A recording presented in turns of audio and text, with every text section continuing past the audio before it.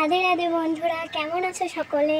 এই দেখো সকাল সকাল আমার দিদির বাড়িতে নিমন্ত্রণ ছিল, তাই সকাল সকাল বেরিয়ে গেলাম আমার দিদির বাড়িতে। আর যেতে যেতে কী কী দেখলাম সেটাও তোমাদের সাথে শেয়ার করব। চলো শুরু করা যাক।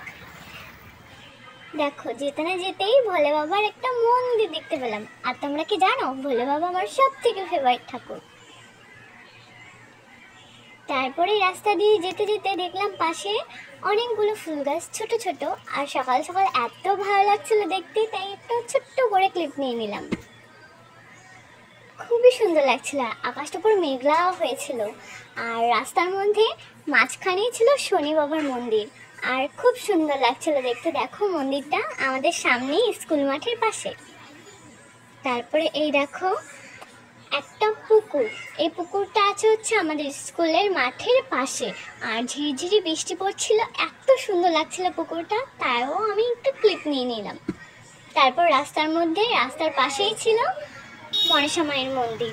যেতে যেতে প্রণাম করে নিলাম আর ছোট্ট একটা ক্লিপও নিয়ে নিলাম। তার পাশেই ছিল শীতলা মা। দুজন একটা মন্দিরের মধ্যেই ছিল, আলাদা আলাদা করে আমি ভিডিও করে নিলাম।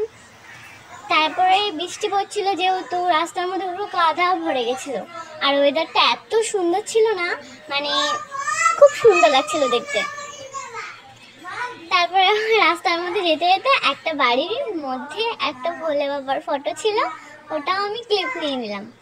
তারপরে এই দেখো আরেকটা শীতলা মা, একটা মন্দির ছিল শীতলা মায়ের, খুবই সুন্দর লাগছে দেখতে। দেখো কত বড় বড় চুল, আমার তো খুবই ভালো লাগে দেখতে।